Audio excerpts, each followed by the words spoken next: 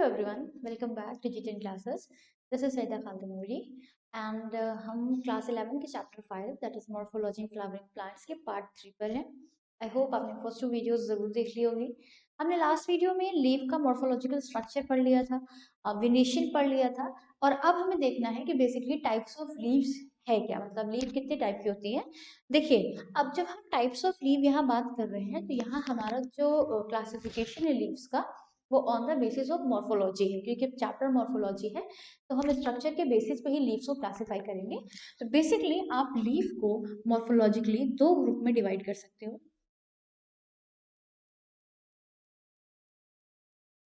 एक आपकी होती है सिंपल लीफ एंड एक आपकी होती है कंपाउंड लीफ। देखो, सिंपल और कंपाउंड को समझने से पहले आप एक एग्जांपल देखो। आपने अगर पीपल की लीफ देखी होगी तो वो कुछ इस तरह से दिखती है, और मैंगो की भी कुछ ऐसे ही रहती है, इससे थोड़ी सी इलोंगेटेड रहती है और हल्के से इसके मार्जिन्स पे वेव्स जैसा कुछ दिखता है, कुछ इस तरह से रहता है। ठीक। और आपकी रोज की कुछ इस तरह से आप देखते हो।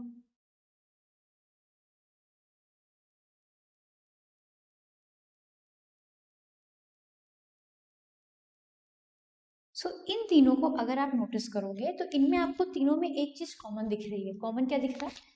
लास्ट वीडियो में मैंने आपको ये बताया था कि लीफ का जो ये ग्रीन पार्ट होता है, ये फ्लैटेंड सरफेस होता है, इसी को हम बोलते हैं लैमिना। तो ऐसी लीव्स जिनके जिसमें उनका लैमिना इंटायर होता है, इंटायर इन द सेंस कि यहाँ से पेटियोल के इस पॉइंट से स्टार्ट होता है तो पूरा उसके एपेक्स तक जाता है और वहां से फिर स्टार्ट होके यहाँ तक आता है। तो हम ऐसे मार्जिन्स को, ऐसे लैमिना को बोलते हैं कि इंटायर मार्जिन है लैमिना की। यही केस आपके मैंगो की लीफ में भी देखने को मिलेगा, यही केस आपको रोज की लीफ में देखने को मिलेगा, यही केस आपको गुआवा में देखने को मिलेगा। रोज की लीव्स में अगर आप देखो तो यहाँ थोड़े से ऐसे कट लगे हुए हैं, इस तरह से कट लगे हुए हैं, बट ये कट आपके सरफेस पर ही है, पेरीफेरी पर ही है। ऐसा नहीं है कि ये कट यहाँ तक आ गया था। मतलब मेरा कहने का ये है कि यहाँ जो इनके कट लगे हैं वो कुछ इस तरह से लगे हैं, ये कट इस तरह से है और वो आके इनके मिड रिब को टच नहीं कर रहा है। ये जो बीच के आपके एक प्रोमिनेंट वेन होती है उसे हम क्या बोलते हैं? मिड रिब बोलते हैं। तो इनका जो ये मार्जिन का है वो अंदर तक आके टच नहीं कर रहा है।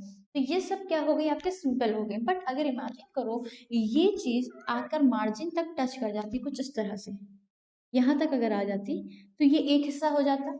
उसी तरह से ये वाला पार्ट भी इस तरह से आता और मार्जिन पूरा अंदर इंसाइज कर जाता, मतलब कि इतना अंदर आता कि वो मार्जिन को टच करने लग जाता। तो अगर इमेजिन करो ये जो मैंने एक ऐसे लीफ का डायग्राम बनाया है रफ सा, इसमें अगर सारे सरफेस इस तरह से हो जाते तो ये लीफ कैसी दिखती? कुछ इस तरह से दिखती।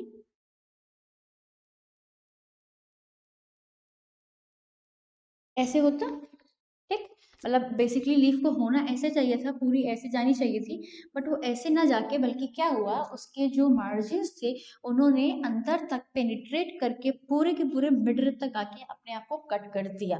तो इस तरह की लीव्स को हम कंपाउंड बोलते हैं एंड ये जो लीव्स हैं इनको हम सिंपल बोलते हैं। कंपाउंड लीफ का अगर आप एक अच्छा सा एग्जाम्पल देखो तो नीम इसका एक बहुत बढ़िया एग्जाम्पल है, क्योंकि नीम मतलब बहुत कॉमन है, आप सबने देखा होगा। तो एग्जाम्पल्स कॉमन लिए जाते हैं जिससे आपको समझने में आसानी रहे। तो लीफ को अगर आपने देखा होगा नीम की लीव्स को, तो वो कुछ इस तरह से दिखती हैं।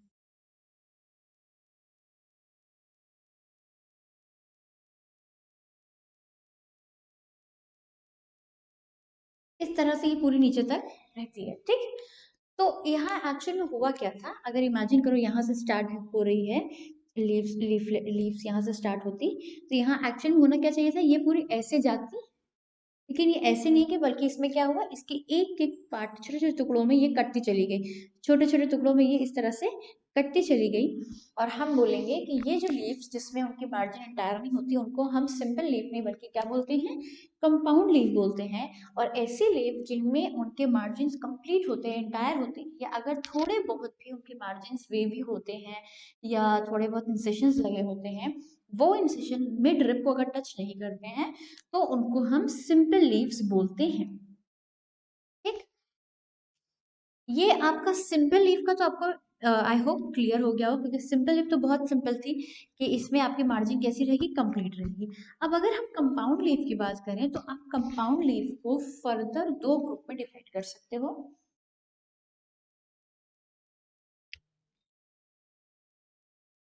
एक होता है आपका पिनेटली कंपाउंड लीव्स, एक आपका होता है पाल्मेटली कंपाउंड लीव्स। ठीक। अब ये पिनेटली एंड पाल्मेटली कंपाउंड लीव्स क्या होता है? देखो, कंपाउंड लीव्स में जब मार्जिन कंप्लीट नहीं रहती है, मार्जिन में इंसेशंस हो जाते हैं और इतने प्रोमिनेंट इंसेशंस होते हैं कि वो मिडरिप को टच करते हैं, तो वहां पर जो लीफ होती है वो इस तरह से टुकड़ों टुकड़ों में डिवाइड हो जाती है, कुछ इस तरह से। तो जो ये लीफ डिवाइड हुई इन छोटे छोटे लीव्स में, इनको हम लीफ नहीं बल्कि लीफलेट बोलते हैं। ये एंटायर यहाँ से लेके यहाँ तक ये जो पूरा है ये हमारा लीफ ही कहलाता है। लेकिन ये लीफ क्योंकि कंपाउंड लीफ है, कंपाउंड लीफ में एंटायर लीफ नहीं रहती है, उसके मार्जिन्स कट चुके होते हैं, तो इनको हम लीफलेट्स बोलते हैं। ठीक। ये जो लीफलेट्स हैं इनका अरेंजमेंट कैसा है, उसके बेसिस पे कंपाउंड को फर्दर हम क्लासिफाई करते हैं एज पिनेटली एंड पाल्मेटली। अगर आप पिनेटली की बात करो तो जैसा मैंने अभी आपको नीम लीफ का एग्जांपल दिया था,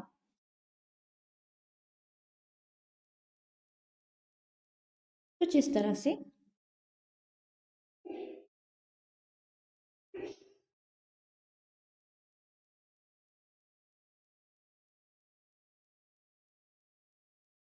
इसमें क्या हुआ, इसमें जो इनकी मिड रिप थी उस मिड रिप के अलोंग छोटे छोटे लीफलेट्स आके अरेंज होते चले गए। इसको अब हम मिड रिप नहीं बल्कि हम लोग रैकिस बोलते हैं। ठीक। लीफलेट्स क्या हुए, इस रैकिस से अलोंग पैरेलली अरेंज हो गई, ऐसे आके अरेंज हो गई। तो इस तरह की कंपाउंड लीव्स को हम बोलते हैं पिनेटली, पिनेटली कंपाउंड लीव्स। फिर आपका आता है पाल्मेटली। तो पाल्मेटली में क्या होता है, इनका जैसे ये पेटियोल आया, हमने पढ़ा है कि पेटियोल आता है, उस पेटियोल पे आपकी लीफ आती है। इस तरह से हम लोग का जनरल यही है ना कि पेटियोल रहता है, पेटियोल आगे एक्सटेंड करता है और आगे जाके ये इस तरह से इस पे आपकी लीफ मार्जिन आ जाती है, इनमें वेन्स वगैरह रहते हैं। तो यहाँ क्या होगा, ये जो पेट्यूल का टिप होगा वो एक कंप्लीट लीफ में डिवाइड नहीं होगा, बल्कि यहाँ पास ऐसे छोटे छोटे लीफलेट्स एक ही पॉइंट पर निकलेंगे, इस तरह से। समझ में आ रहा है? एक ही पॉइंट पे कई सारे लीव्स देखने को मिल गए। तो ये मतलब इसे रोल बोलते हैं, जहाँ एक पूरा सर्किल बना ले। जैसे मानो ये आपका पेटियोल है, तो ये एक्चुअल में होता क्या है, ये पेटियोल जाता है आगे और आगे इस पे एक कंप्लीट लीफ निकल कर आती है, जैसे कि आपने पीपल में देखा होगा, रोज में देखा होगा। But in case of palmately compound leaf वहाँ क्या होता है, ये पेटियोल है, ये ही रुका और अब यहाँ इसके टिप पर छोटे छोटे लीफलेट्स निकल आएंगे और वो एक ही जगह पे निकलेंगे। जैसे कभी कभी होता है 5 निकल आते हैं, तो 5 रोल्स निकलते हैं लीव्स के एक ही पॉइंट पर, या 3 निकल आते हैं और फिर वो थोड़ा सा आगे जाएगा, उसके ऊपर फिर फर्दर निकलेगा। जैसे ये आगे आया, इसके ऊपर फिर फर्दर निकलेगा, ऐसे। तो ये एक्चुअल में क्या कहलाता है, रोल कहलाता है। तो ये क्या हुआ, इसे हम बोलते हैं पामेटली कंपाउंड। पामेटली इसलिए क्योंकि देखो जैसे हमारा पाम है, हमारा पाम यहाँ तक इसको ग्रो करना चाहिए था, इसको आइडियली आगे और जाना चाहिए था, बट होता है क्या, इसकी ग्रोथ यही रुक जाती है और इसके इस सरफेस पे हमारी हैंड मतलब फिंगर्स निकलते हैं। तो इसको अगर आप ऐसे इमेजिन करो तो ये समझ लो हमारा पेटियोल है और ये जो हमारे फिंगर्स हैं वो लीफलेट्स हैं और वो इस तरह से निकली हुई हैं। तो इसी तरह से कुछ आपके लीव्स का भी अरेंजमेंट रहता है, तो इनको हम बोलते हैं पामेटली कंपाउंड लीव्स। ये आपको जैसे ये अब मैंने बोला कि नीम में देखने को मिलता है, ये आपको सिल्क कॉटन वगैरह में इस टाइप की लीफ देखने को मिल सकती है। ठीक। तो हमने लीफ के टाइप पढ़ लिया on the basis of morphology, simple and compound. Compound दो टाइप के होते हैं, पिनेटली एंड पाल्मेटली। तो अब हमें पढ़ना है कि ये जो लीव्स होती हैं वो ब्रांच या स्टेम पर कैसे अरेंज होती हैं, उसे देखना है।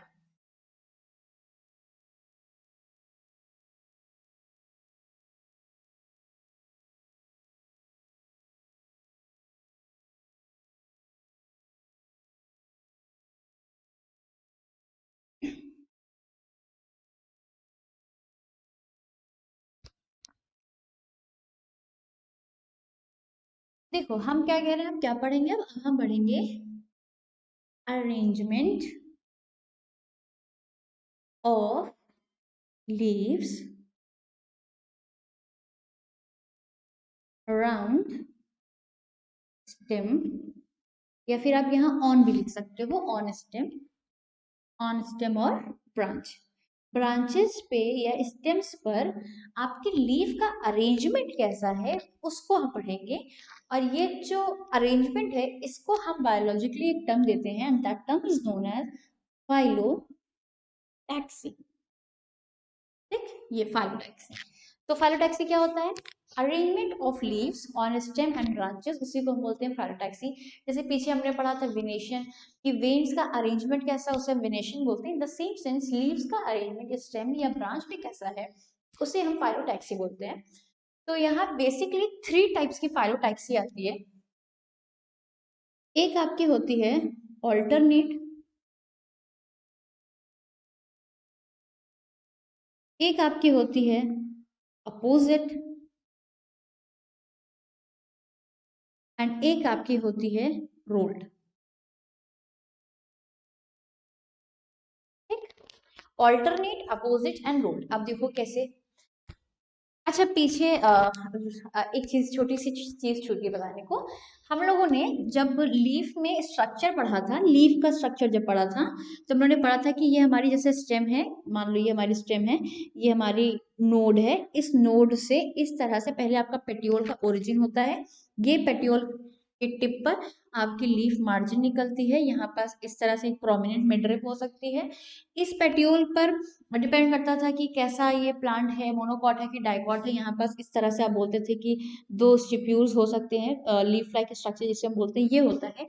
उसके साथ साथ याद करिए, मैंने आपको ये भी बताया था कि यहाँ पास बर्ड्स होती हैं जिन्हें हम क्या बोलते हैं, एक्सिलरी बर्ड्स।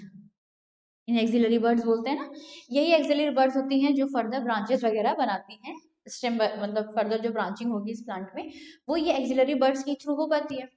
तो अभी जब हम लोगों ने टाइप्स ऑफ लीफ पढ़ा था, तो हमने पढ़ा कि एक सिंपल होता है और एक कंपाउंड होता है। तो सिंपल तो हमारा जो हमने ये डायग्राम बनाया ये सिंपल में हो गया, मतलब कि सिंपल के इधर एंड पर क्या रहेगी, एक्सिलरी बर्ड मौजूद रहेगी। उसी तरह से जब कंपाउंड का आप एग्जाम्पल पढ़ोगे, तो यहाँ मैं कंपाउंड बना रही हूँ। मान लो इस तरह से आपके मैंने नीम की बनाई है, तो यहाँ पास क्या होगा, इस तरह से छोटे छोटे लीफलेट्स आ जाते हैं, इस तरह से।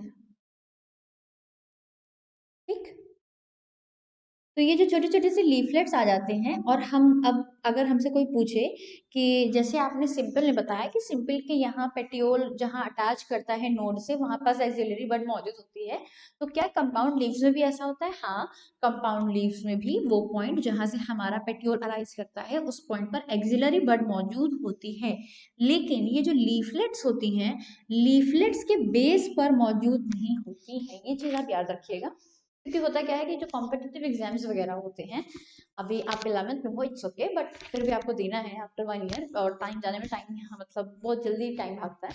तो ये कुछ चीज़ें ऐसी हैं कि जब आप जैसे पढ़ रहे हो तो आप उसी टाइम अपने आप माइंड पे ये सब चीज़ें सेट कर लो, तो उससे क्या होगा, आपको बहुत ज़्यादा एक एट अ टाइम आपको बहुत ज़्यादा मेहनत नहीं करनी पड़ेगी। तो ये चीज़ आप याद रखना कि कंपाउंड लीव्स में भी आपके एक्सिलरी वर्ड्स होते हैं, बट वो वही उनकी वही पोजीशन होती है नोड्स और पेटियोल्स के बीच में, लीफलेट्स के बेस पे मौजूद नहीं होते। ये चीज मैं अभी बताना भूल गई थी, मुझे अचानक से याद आया। सो टाइप्स ऑफ लीव्स हमारा हो गया सिंपल कंपाउंड। अब हम पढ़ेंगे फाइलोटैक्सी। तो फाइलोटैक्सी बेसिकली हमने बताई कि 3 तरह की होती है। एक आपकी होती है ऑल्टरनेट, एक आपकी होती है अपोजिट, एंड एक आपकी होती है रोल्ड। देखो इमेजिन करो ये हमारी एक स्टेम है या एक ब्रांच है, इस तरह से। इसमें हमें पता है कि नोड्स एंड इंटरनोड्स होते हैं। ठीक, ये हम लोग ने स्टेम की मॉर्फोलॉजी में सीखा था। और हमने ये भी पढ़ा था कि जो नोड्स होते हैं उन्हीं नोड से अराइज करती है हमारी लीव्स। मतलब इस नोड से यहाँ मान लो हमारी लीव्स अराइज करी इस तरह से, तो हो सकता है जैसे यहाँ अराइज करी है वैसे वो अब यहाँ अराइज करें, फिर एक एक लीफ यहाँ ग्रो करें, एक लीफ ऐसे ग्रो करें। फिर ऐसे ही नीचे एक्सटेंड होता जाए और ये ऐसे ग्रो करे। तो आप क्लियरली देख रहे हो कि एक नोड पर एक निकली, अगर इस साइड, अगर इस पे आप लेफ्ट और राइट करना चाहो, तो अगर ये आपके एक साइड निकली है राइट, तो दूसरे नोड पर एक ही लीफ निकली और वो लेफ्ट पर निकली, फिर एक राइट पर निकली, फिर एक लेफ्ट पर निकली, फिर एक राइट पर निकली। मतलब एक नोड पर एक ही लीफ निकल रही है। और जैसे अगर मान लो जो फर्स्ट नोड है जिसको हम ऑब्जर्व कर रहे हैं, जो फर्स्ट नोड पर अगर राइट पे निकली है, जो सेकंड नोड होगी उसमें लेफ्ट पे निकलेगी, एंड जो थर्ड होगी उस पर फिर राइट निकलेगी। तो इस तरह का जो अरेंजमेंट होता है उसे हम बोलते हैं ऑल्टरनेट फाइलोटैक्सी। ये क्या कहलाती है? ऑल्टरनेट फाइलोटैक्सी कहलाती है। इस तरह की फाइलोटैक्सी आप मस्टर्ड्स वगैरह में देख सकते हो। अपोजिट का अगर देखा जाए तो अपोजिट में क्या होता है, मान लो ये आपकी स्टेम है और इस स्टेम में फिर से आपने नोड्स बना लिए, और अब हम लोग ने पढ़ा है कि यहाँ से हमारा पेट्योल राइज करेगा। अब मान लो कुछ इस तरह से हो जाए कि आपके दोनों साइड लीव्स निकलने लग जाए, इस तरह से कुछ ऐसा अरेंजमेंट। मतलब आपके एक नोड से दो लीफ निकल रही है और दोनों साइड निकल रही है, लेफ्ट एंड राइट, तो एग्जैक्टली अपोजिट हुई। तो इस तरह के अरेंजमेंट को हम बोलते हैं अपोजिट। ठीक। फिर आपका लास्ट बचा है दैट इज रोल्ड। अभी मैंने रोल्ड वाला, जब हम लोग ने कंपाउंड लीफ का स्ट्रक्चर पढ़ा था, तो वहां हम लोग ने रोल्ड वर्ल्ड पढ़ा था। रोल्ड वर्ल्ड क्या था कि जैसे एक टिप पर इस तरह से कई सारे मतलब पेट्योल हम लोग ने वहां पढ़ा था, ये पेट्योल है, इस पेट्योल पर कई सारे लीफलेट्स निकल आए, तो वो हमारा क्या कहलाने लग गया था? पाल्मेटली कंपाउंड लीव्स। तो रोल्ड में भी क्या होगा, अगर मैं इसका यहाँ डायग्राम बना रही हूँ, मान लो इस तरह से आपने नोड बनाया, ये नोड बनाया, तो यहाँ आपकी एक लीफ निकली, फिर दूसरी निकली, फिर तीसरी निकली, इसी तरह से उसके पीछे निकली होगी, उसको मैं ऐसे ड्रॉ कर दे रही हूँ, और ऐसे निकली होगी, मतलब 4-5 निकल सकती है।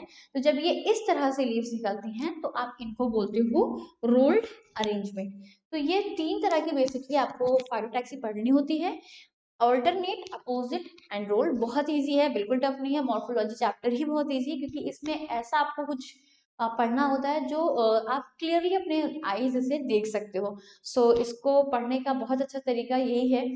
अगर इन केस वैसे आई डोंट थिंक सो कि आपको इसमें कुछ कंफ्यूजन हो रहा होगा, क्योंकि मैंने जो एग्जांपल्स भी लिए वो बड़े बड़े बेसिक एग्जांपल्स दिए। मस्टर्ड के पेड़ आप देखते ही हो, गुआवा के पेड़ आपने देखे ही होंगे, लेकिन फिर भी मान लो अगर ऐसा नहीं है, तो आप, अगर आपके आसपास कुछ अच्छा गार्डन है या आपके घर पे कुछ अवेलेबल है, आप, ऐसा नहीं है कि आपको ट्री ही देखना है, आप छोटे छोटे प्लांट्स भी देख सकते हो, क्योंकि सभी के यहाँ टेरेस गार्डन वगैरह मौजूद होता है। तो आप उन प्लांट्स को ऑब्जर्व करो, तो आपको ये पढ़ने में और मजा आएगा। सो हमने अभी लीव्स की मॉर्फोलॉजी भी देख ली, लीव्स का टाइप भी देख लिया, एंड लीव्स का अरेंजमेंट भी देख लिया। अब हमारा टारगेट क्या होगा? इन्फ्लोरेसेंस।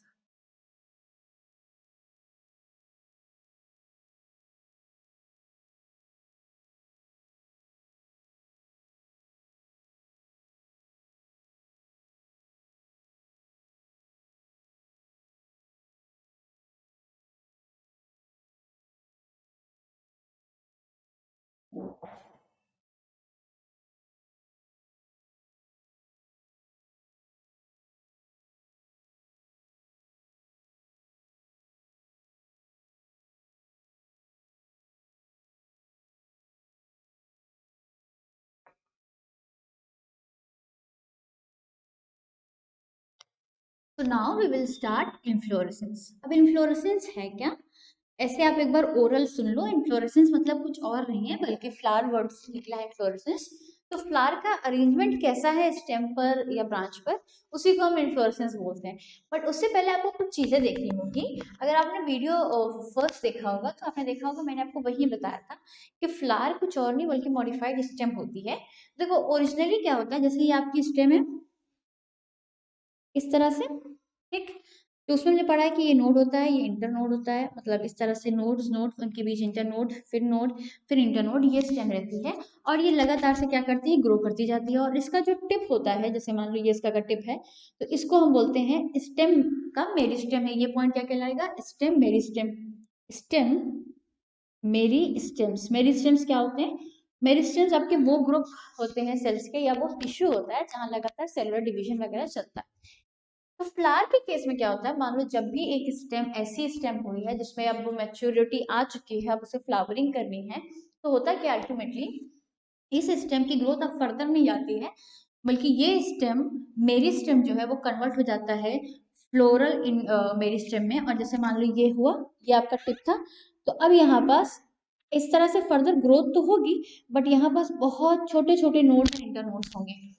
इस तरह से आपको डायग्राम मेरे ख्याल से समझ नहीं आ रहा होगा, इसमें थोड़ा सा बड़ा करके बना रही हूँ, बट ओरिजिनली उनके जो नोड्स एंड इंटर नोड्स होते हैं उनके पीछे बहुत कम गैप होता है। जैसे मान लो ये आपकी स्टेम है और ये आपका स्टेम मेरी स्टेम था, जिसमें फर्दर ग्रोथ हुई इस तरह से, और इसके नोड्स और इंटर नोड्स में बहुत कम स्पेसेस रहते हैं, बहुत कम स्पेसेस रहते हैं, ठीक।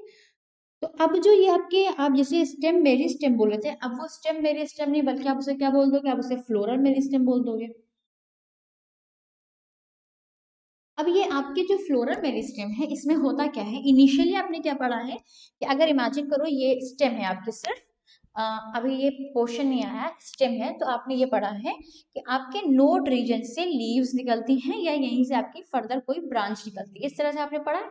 तो अब क्या होता है, जब आपका स्टेम मेरिस्टेम फ्लोरल मेरिस्टेम में कन्वर्ट हो जाता है, तो उसके नोड से फ्लोरल अपेंडेजेस निकलते हैं। फ्लोरल अपेंडेजेस कहने का मतलब यहाँ है क्या है, जैसे जो फ्लावर होता है उसमें पेटल्स वगैरह होते हैं, आपने देखे हैं कलर्ड पेटल्स होते हैं, उनमें नीचे ग्रीन ग्रीन पार्ट होता है जिसे आप सेपल बोलते हैं, ये सारी चीजें हमें पढ़नी है इसी वीडियो में। तो जो फ्लावर के जो भी स्ट्रक्चर्स होते हैं, फ्लोरल अपेंडेजेस जिसे हम बोलते हैं, तो अब यहाँ से उन सब चीजों की ग्रोथ होती है। सो अल्टीमेटली क्या होता है, ये जो नोड इंटर नोड है, नोड्स जो है वहां से फ्लोरल अपेंडेजेस निकलते हैं और ये एक फ्लावर में तब्दील हो जाता है, चेंज कर जाता है। तो इस तरह से आप, आई होप आपको ये समझ में आ गया होगा कि कैसे स्टेम ही मॉडिफाई कर जाती है फ्लावर में या फिर फ्लोरल मेरिस्टेम में। तो इसलिए हम कहते हैं कि फ्लावर कुछ और नहीं बल्कि क्या है, कंडेंस्ड स्टेम है। कंडेंस्ड कहने का मतलब यहाँ इसलिए है क्योंकि इसका जो नोड इंटर नोड का गैप है वो बहुत कम रहता है, ठीक। ये तो हो गया। अब होता क्या है, कभी कभी ऐसा होता है कि ये जो फ्लोरल मेरिस्टेम है उसमें फर्दर ग्रोथ होती जाती है और कभी कभी होता है इसकी ग्रोथ रुक जाती है। तो इसके बेसिस पे हम फ्लावर अरेंजमेंट पढ़ते हैं और उसी को हम इन्फ्लोरेसेंस बोलते हैं। ये जो मेरिस्टेम है, ये फर्दर ऐसा भी हो सकता है कि इसमें ग्रोथ आगे चलती चली जाए, या ऐसा हो सकता है कि एक पॉइंट पर आकर इसकी ग्रोथ रुक जाए। तो इस तरह इसको हम पढ़ेंगे, ये जो अरेंजमेंट है इसी को हम बोलते हैं इन्फ्लोरेसेंस। सो बेसिकली आपके दो तरह के इन्फ्लोरेसेंस आते हैं, एक आपका होता है रेसमोस एंड एक आपका होता है साइमोस। इन्फ्लोरेसेंस दो तरह के आपको पढ़ने हैं, एक आपका होगा रेसमोस एंड एक आपका होगा साइमोस। तो देखो रेसमोस में क्या होता है, इनकी जो फ्लोरल एपेक्स रहती है या फिर फ्लोरल मेरिस्टेम जो रहती है वो लगातार से ग्रो करती रहती है, continues to grow, continues to grow. तो इसमें क्योंकि लगातार ग्रो होता जाएगा तो इससे क्या होगा, जो लेंथ है वो बढ़ती चली जाएगी, बढ़ती चली जाएगी, जबकि यहाँ क्या होगा, वो रुक जाएगा। तो अल्टीमेटली अगर रेसमोस को हम बनाएं तो कुछ इस तरह से देखने को मिलता है। जैसे मान लो यहाँ से स्टार्ट हुई है फ्लावरिंग, तो इस तरह से इनकी फ्लोरल एपेक्स की ग्रोथ होती चली जाती है और यहाँ इन्हें इस तरह से फ्लावर्स देखने को मिल जाते हैं। I am really sorry, I am not so good at diagrams but I am trying my best. कुछ इस तरह से, इनफैक्ट इतना ज़्यादा हौच पौच करने से अच्छा है कि मैं उसमें बस बबल्स बना के छोड़ दूँ, वो आपके लिए ज़्यादा क्लियर होगा। इस तरह से ये मान लो आपकी फ्लोरल मेरिस्टेम फर्दर ग्रो करती जा रही है, अभी फर्दर और ग्रो कर सकती है, तो उसमें क्या होगा, जो आपके यंग प्लांट फ्लावर्स आएंगे वो ऊपर रहेंगे, फ्लावर्स होंगे तो बर्ड्स भी होंगे, क्योंकि बर्ड्स से ही आपके फ्लावर्स निकलते हैं। फ्लोरल बर्ड अलग होती है, ब्रांच की बर्ड्स अलग होती हैं। तो यहाँ पास इस तरह से कुछ रहेगा।